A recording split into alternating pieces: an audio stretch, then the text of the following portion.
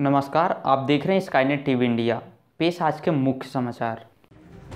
लोकसभा चुनाव 2024 के सातवें और अंतिम फेज में शनिवार 1 जून को 7 राज्यों और एक केंद्रशासित प्रदेश की 57 सीटों पर वोटिंग होगी। 2019 में इन सीटों में सबसे ज़्यादा भाजपा 25, टीएमसी 9, बीजेपी 4, जेडीयू और अपना दल 2-2, जेएमएम महज 1 सीट जीत सकी थी। कांग्रेस को केवल पंजाब की बदौलत 8 सीटों पर जीत मिली थी। पीएम मोदी का कन्याकुमारी के विवेकानंद रॉक मेमोरियल में ध्यान करने का शुक्रवार को दूसरा दिन रहा। सुबह उनके ध्यान करने की तस्वीरें सामने आईं।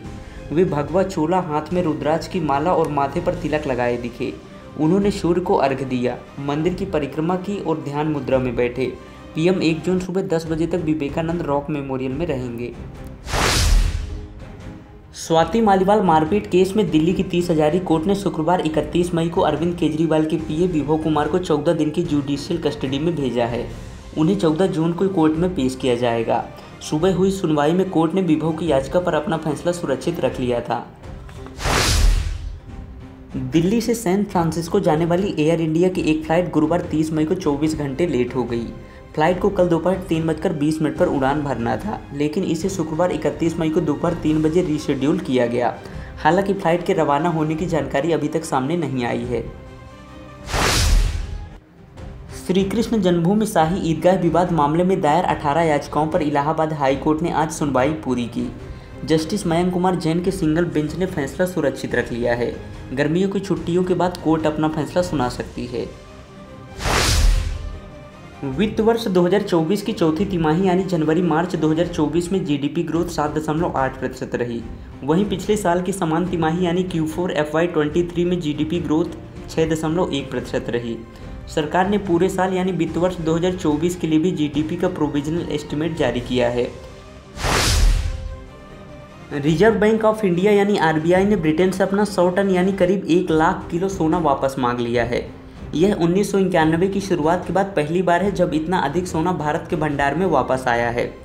लेटेस्ट डेटा के अनुसार मार्च 2024 के अंत तक आरबीआई के पास कुल 822.1 टन सोना था, जिसमें से 413.8 टन विदेशों में जमा था।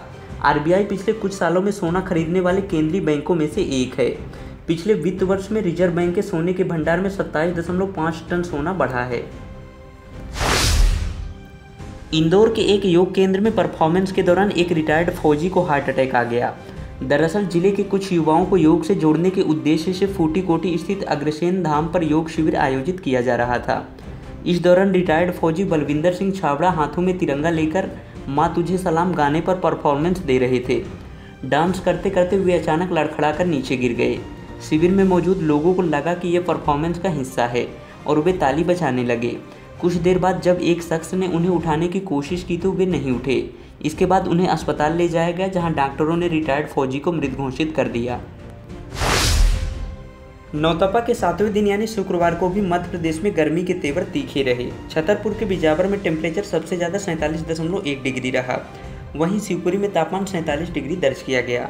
इंदौर में पारा 40.6 डिग्री, ग्वालियर में 45.7 डिग्री और सतना में पारा 45.2 डिग्री दर्ज किया गया। कल दिन भर की प्रमुख खबरों के साथ फिर मिलते हैं, तब तक के लिए शुभ रात्रि।